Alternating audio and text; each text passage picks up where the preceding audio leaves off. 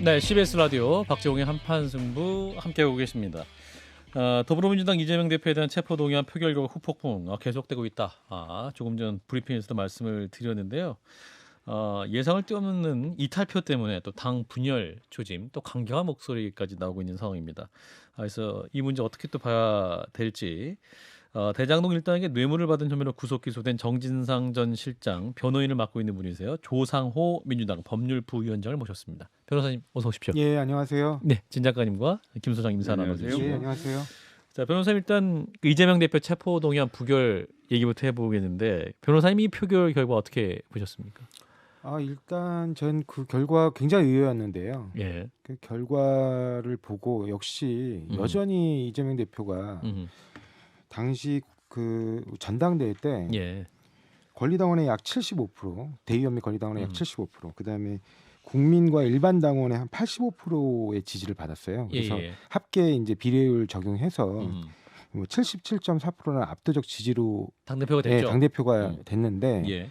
여전히 주류 정치인들 사이에서는 비주류구나라는 게 다시 한번 확인된 게 아닌가. 그러니까 그런 얘기 많이 하거든요. 이재명 대표가 당대표가 된 이후에 주변 사람들이 이제 당신은 더 이상 비주류도 아니다. 그다음에 정치적 소수자도 아니다. 예. 그렇기 때문에 보다 더 배려하고 더 약자들을 챙겨야 된다. 예. 그리고 본인이 말 한마디가 그 자체로 결정될 수 있는 위험이 있기 때문에 예. 항상 주변 얘기를 경청해야 된다고 얘기했는데 예. 정제표를 까보니까 민심이나 당심과는 달리 여심은 여전히 이재명을 주류로 인정하지 않고 있다. 근데 이제 변호사님 그 말씀의 전제는 이제 77%로 이제 지지를 해서 당대표가 되었을 당시 그 시점의 국민들의 마음과 지금 여러 가지 수사가 진행이 됐고 또 사실관계가 드러나기도 했고 관련자들이 구속된 것도 있지 않습니까?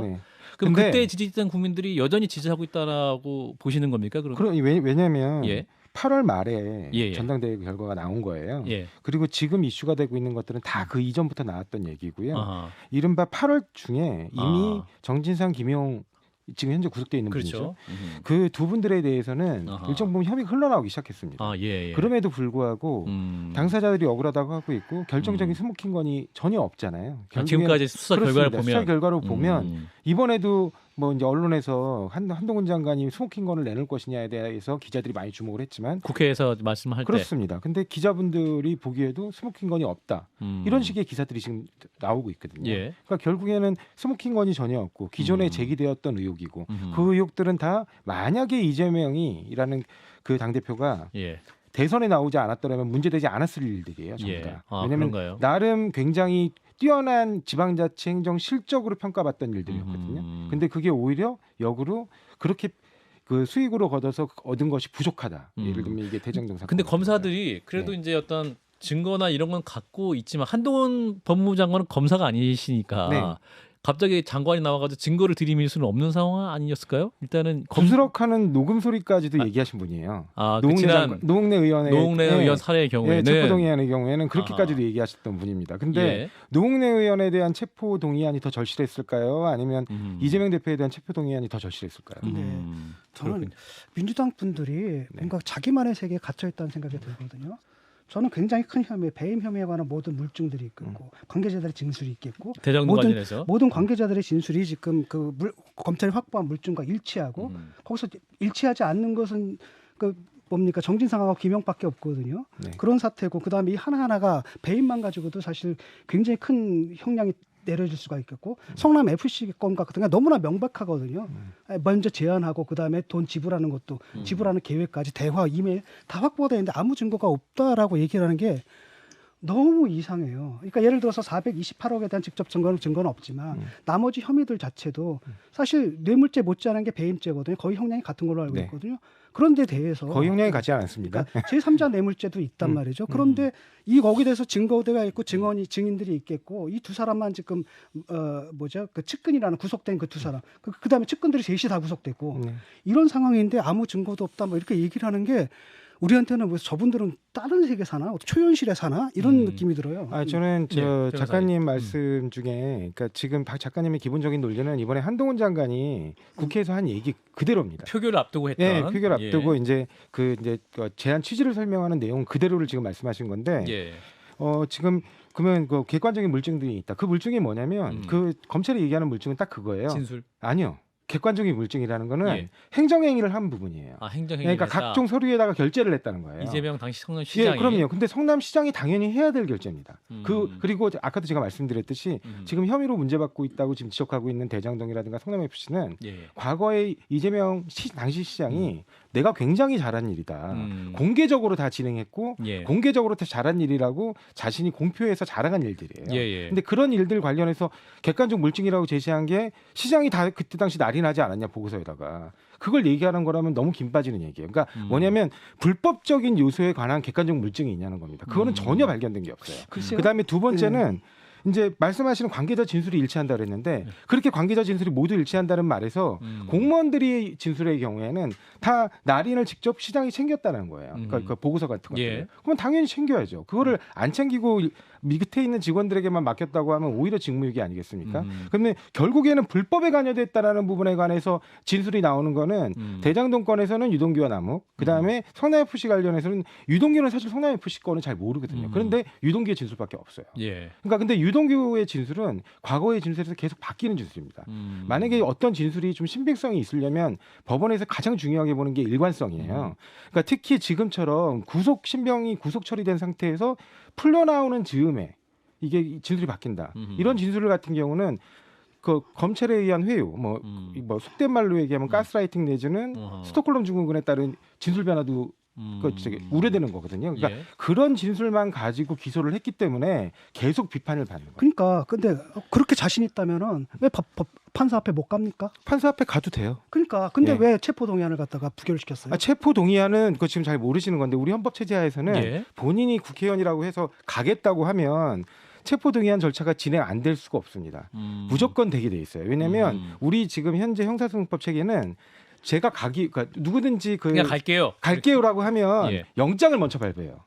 이게 구인을 위한 구속영장이라고 그러는데 예. 24시간 이치가 가능한 겁니다. 근데 그 영장을 발부하려면 결국에는 그게 체포기 때문에 동의안 일단 해야 된다. 해야 되는 겁니다. 근데 만약에 지금 동료 국회의원을 국회 자율권 차원에서 이 사람을 체포 동의안을 가결시켜 줄 거냐, 부결시켜 줄 거냐 이런 부분에 관해서는 헌법기관이 국회가 판단하는 문제지 예. 의원 개개인이 판단하는 문제가 아니에요. 지금 일례로 보면 우리 체포 동의안 같은 제도가 우리나라에만 있냐? 그렇지 않습니다. 그러니까 유럽 이제 대부분의 지금까지 말씀은 본인이 그 체포 동의안 내려놓겠다라고 얘기하고 부결시켜 나같이 주세요. 깨끗한 이재명 같은 깨끗한 정치에는 체포 동의안이 필요 없습니다라고 네. 얘기했단 말이죠. 네. 그렇다면 나가 체포 동의안 거 필요 없다. 내가 그냥 법정에 가겠다라고 하면 되는데 그분이 했던 행동은 정확히 반대였잖아요. 근데 제가 말씀드리고 싶은 건 이 체포 동의안이 그러면 왜 요구가 됐을까요? 왜 우리 재헌헌법부터 들어가 있을까요? 아니, 그리고 근데 왜 1600년대 이후부터 그 유럽 의회에서부터 이런 제도를 반영해 가지고 만들어졌을까요? 근데 그 제도를 갖다가 왜 그런데 그러니까 제가 말씀드릴게요. 모든 당에서 폐지하자고 공약을 내걸었어요. 저는 폐지에 반대입니다. 본인도 이재명 그 후보도 당시에 네. 대선 때도 공약을 내걸었고 네. 지방선거 때도 공약을 네. 내걸었단 말이죠. 네. 그건 뭐냐면 그런 취지로 만들어진 제도가 그동안 너무나 악용되어 왔고 지금도 악용되고 있는 거죠. 그러니까 저는 악용됐다라고 하는 건 이제 작가님의 판단이신 건 뭐 제가 존중을 할게요. 근데 예. 이 제도가 왜 들어왔냐는 거예요. 아니요, 잠깐만요. 그러니까 쉽게 말하면 체포 동의안을 제도로 건드리지 않고 네. 본인이 안 쓰겠다면 끝나요. 그러니까 제가 지금 말씀드리는 게 변호사님 이제 말씀해 체포 동의안 제도가 주세요. 왜 들어왔냐는 겁니다. 체포 동의안 제도라는 거는 결과적으로는 행정부나 사법부, 그러니까 행정부의 그 어떤 그 의회 탄압이죠. 네. 그러니까 헌법기관인 의회 탄압이라든가 사법부의 독단적 전횡을 예. 방지하기 위해서 도입된 거예요. 그렇죠. 근데 지금 그러니까 행정부가 검찰권 행사를 이용해서 정적을 탄압하는 걸 방지하기 위한 건데 예. 그러면 지금 행정부를 우리가 지금 뭐라고 부르니까 많은 사람들이 이른바 검찰 정부라는데 거의 동의하고 있을 거예요. 특히 그러니까 그러니까 당사자가 갖고 있는 사정 권력이 예. 지금처럼 정치 권력과 일치화된 권력이 있었던 경우가 우리 헌정사회 과거에 있었느냐. 굳이 따지면 한 박정희 정권 때 정도 있었을 거예요. 왜냐하면 박정희 정권 때 이른바 신직수 검찰총장을 예. 자기 하급 부하 군인이었잖아요. 예. 군인을 직접 검찰총장으로 바로 임명했어요. 63년도에. 예. 그러니까 근데 이 지금 정부는 어떻습니까? 심지어 검찰총장이 그 직후에 바로 대통령으로 출마해가지고 당선이 된 케이스예요. 그리고 지금 윤석열 대통령은 과거에 중앙지검장 시절부터 특수부 인사를 자기가 총괄했다라고까지 다 얘기를 해요. 그러면 현재 검찰의 인사를 6년째 하고 있는 분입니다. 근데 그런 의미에서 현 그렇죠. 정부는 검사 독재 정권이다라고 보시는 건데. 근데 그런 부분에서 이렇게 사정 권력과 정치 권력이 일치화된 상태에서 어떤 한 사람을 상대로 지금 벌써 1년이 넘는 수사를 하고 있어요. 예, 그것도 예. 수백 명을 동원해 가면서. 아하. 그러면 이런 것처럼 명백하게 어떤 특정 인을 대상으로 하는 그리고 그렇게 해서 정적을 제거하기 위한 수사가 어디 있습니까? 아니, 그러니까 그럴 때 필요하라고 우리 하는 헌법 것이 제정권자들이 체포동의안- 만든 게 동의하는 체포동의안이라는 겁니다. 그러니까 모든 정치인들은 말이에요. 잡혀가면서 자기가 죄 있다고 잡혀간 적 없습니다. 항상 다 정치보복이라고 하고 심지어는 50억 뇌물을 먹은 곽상도도 정치보복이라고 네. 합니다. 그다음에 문제는 뭐냐면 작년 지방선거가 언제 때입니까? 어느 정권 때죠? 윤석열 정권 때거든요. 네. 그때도 이재명 대표가 내려놓겠다라고 약속을 공약을 했어요.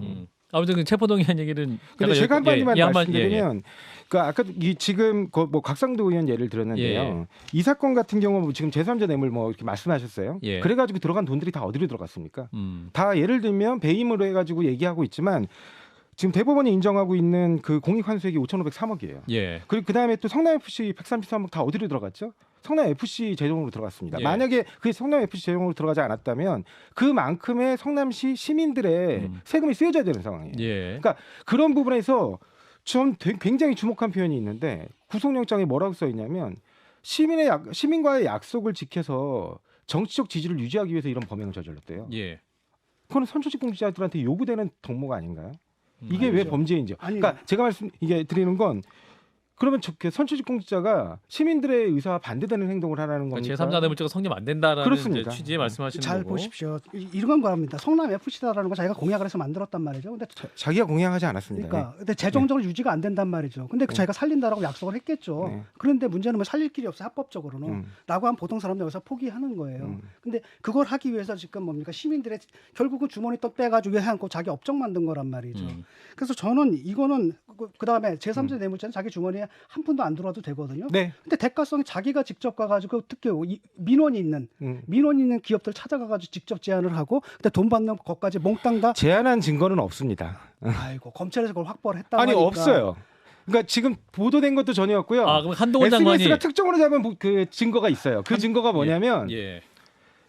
무슨 대가 관계가 아니에요. 그걸 아. 대대적으로 특정이라고 해갖고 나왔거든요. 근데 대가 관계가 아니고 단순히 그거예요. 뭐냐면 당시에 두산그룹의 임원이 만나서 이 인허가에 관한 이슈를 설명했더니 예. 그 부분에 관해서 잘 검토해 보겠다라는 반응이 있었다라는 내부 보고서가 나온 거예요. 아하. 근데 그럼 한동훈 장관이 성남 FC 건은 만만한 관내 기업체를 골라서 이재명 시장 측이 먼저 흥정을 걸었고 네. 뇌물을 받았다는 게 이 범죄 혐의의 본질이다. 이게 국회에서 이렇게 설명을 했는데 네. 이 설명 자체도 성립 안 그 되는 증거가 없다는 거예요. 그거는 보니까 검찰의 주장인 거죠. 검찰 주장이다. 예. 그걸 입증해야 된다. 예, 그러니까 저는 지금 변호사님은 증거가 없는 걸 어떻게 아세요? 아니 저희들은 이미 기록들도 일부 나와 있잖아요. 이미 그 기소가 된 사건이 그러니까 있거든요. 지금 그 기소가 됐다라고 하면 검찰 측이 피고인 정진상 실장 측의 변호사들에게 보여주는 겁니까? 아니요, 그게 아니고요. 예. 김경수 제가 실명을 얘기하기 좀 그렇네요. 하여튼 네. 그 성남 FC의 직원이 있고요. 예. 이미 기소된. 예. 그다음에 두산의 임원이 이미 기소가 됐어요. 예. 그러면서 당연히 기소가 되면 증거 기록을 오픈하게 돼 있습니다. 음. 거기에 전혀 없어요.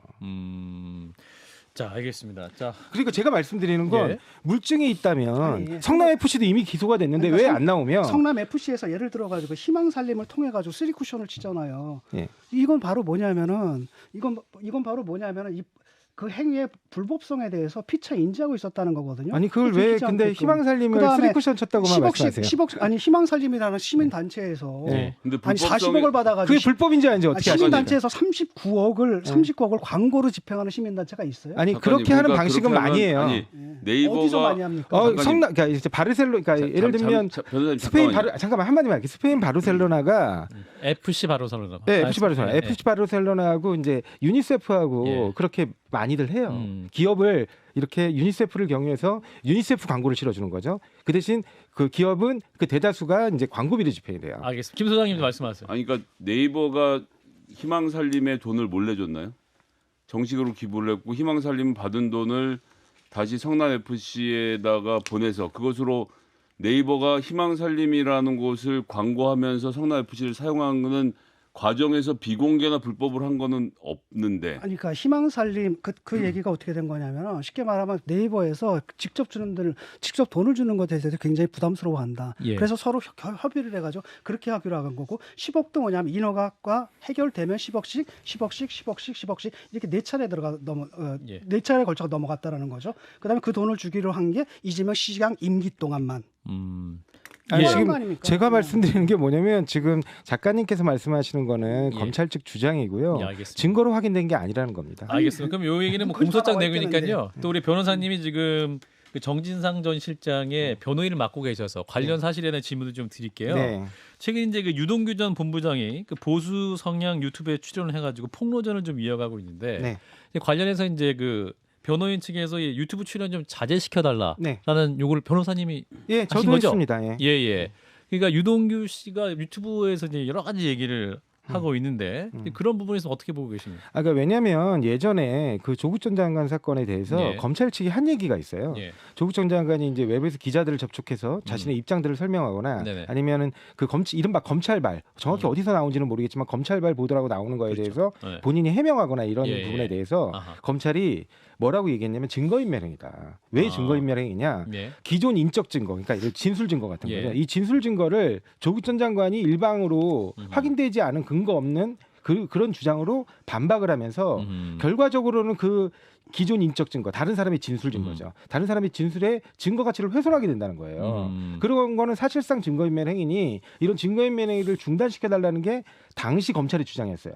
그래서 저도 그런 얘기를 한 겁니다. 그러니까 이런 부분이 정말 만약에 그 일방적으로 나와가지고 전혀 확인되지 않은 내용으로 본인이 혼자 떠들면서 그 정진상 실장한테는 불리한, 왜냐하면 서로가 대립하는 지금 관계니까 그런 얘기들을 하게 된다면 이 자체로 증거인멸 행위라는 게 검찰 주장 아니냐. 그럼 이 부분은 마땅히 증거인멸로서 제재되어야 한다는 것이고 만약에 그렇지 않다면 이게 표현의 자유로서 어찌 달리할 방도가 없다면 예. 우리 입도 열어달라는 겁니다. 아 근데 이제 구속을 그러한 해달라는 거예요. 변호인 측의 주장에 의해서 재판부가 네.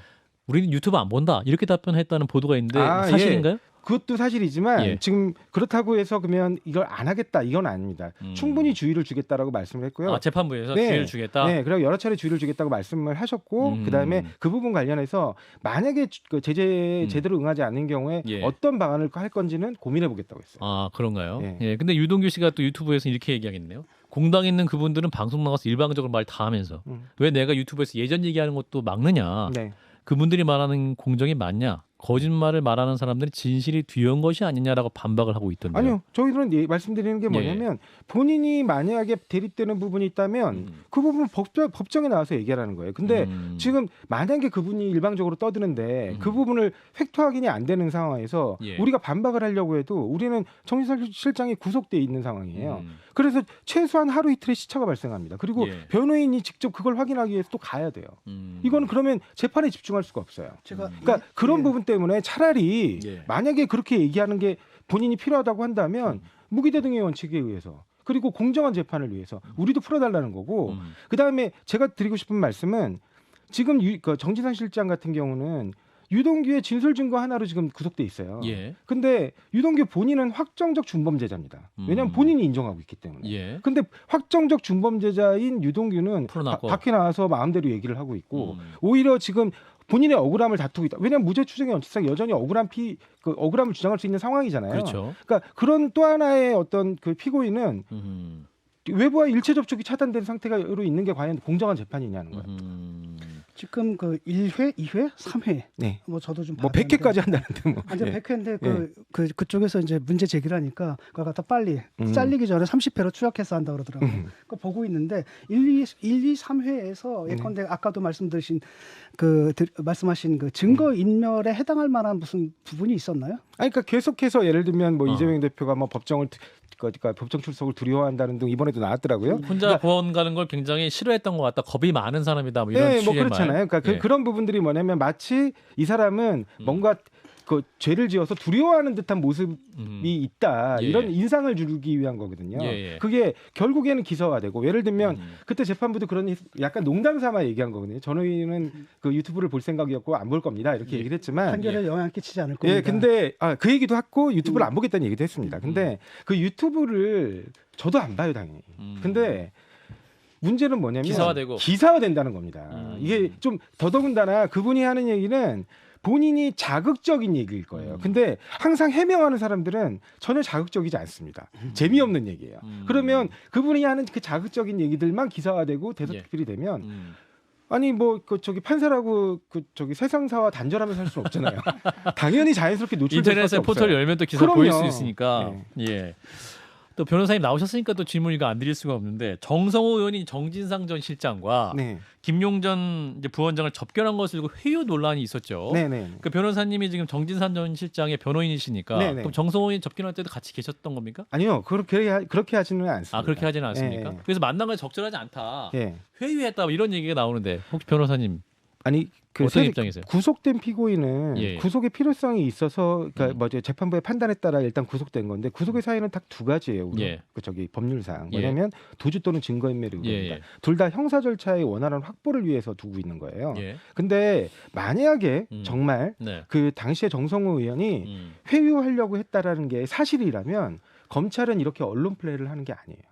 뭐를 했겠습니까? 우리 형사소송법이 정한 절차에 따라 예. 접견금지 청구를 했을 거예요. 접견 검사 측에서 예. 예. 그 법원에다 하는 거예요. 우리 법에 다 있어요. 예. 그러면 지금 이렇게 증거인멸에 우려가 되는 행위들을 하게 되면 일반인에 대한 접견 금지를 요청할 수 있습니다. 법원에 아하. 청구할 수 있어요. 예. 그러면 법원의 결정으로 접견이 제한될 수 있거든요. 근데 그럴 만한 것도 없는 거예요. 없으면서 이른바 언론 플레이를 한 거거든요. 녹취가 아니라 그 메모 정도는 당시 이제 접견할 때 그렇죠. 했던 다 거죠. 합니다. 메모도 다 하고 바로 옆에 듣고 있어요. 교도관 옆에 네, 여기서 교도관 다 앉아서 듣고 있습니다. 그렇기 때문에 그럼에도 그리고 우리 지금 형집행법상 그거는 수사 또는 재판에 필요한 경우 외에는 절대 공개해서는 안 돼요. 어떤 내용을 대화했는지. 그렇습니다. 심지어 정성호 의원 본인이 대화자임에도 불구하고 본인이 청구해도 안 주잖아요. 그 법을 들이밀면서 안 줬거든요. 아하. 근데 왜 기자들한테 줍니까? 그건 말도 안 되는 얘기예요. 예. 그래서 이렇게 저기 말도 안 되게 딱 그것도 이재명 대표에 대해서 영장을 청구해야 하겠다는 딱 그 시점에 한 두 달이나 지난 이 시점에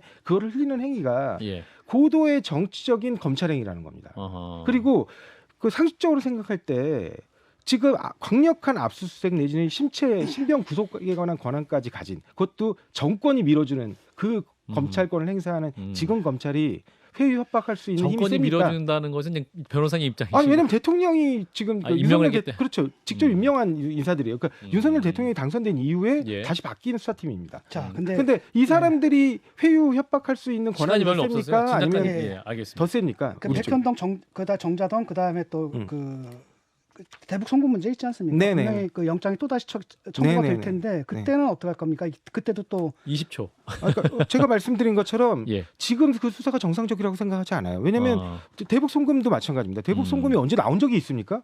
변호사 비자금 얘기하다 갑자기 그 대북 방북 비용 대납, 그러니까 대납 프레임만 똑같고 내용이 완전히 바뀌었어요. 예. 이게 사람을 향한 수사지 어떻게 사건을 향하고 진실을 향한 수사입니까? 아니 조국 때도 그랬잖아요. 네. 일단 조국 정경식 때도 그렇게 예, 변호사님 주장하셨잖아요. 오늘 여러 가지 재밌는 말씀해 주셨는데 네. 또 한번 모시도록 하겠습니다. 네, 예. 알겠습니다. 예, 조상호 민주당 법률부위원장이었습니다. 고맙습니다, 변호사님. 네, 감사합니다. 좋아요? 구독. 알림 설정.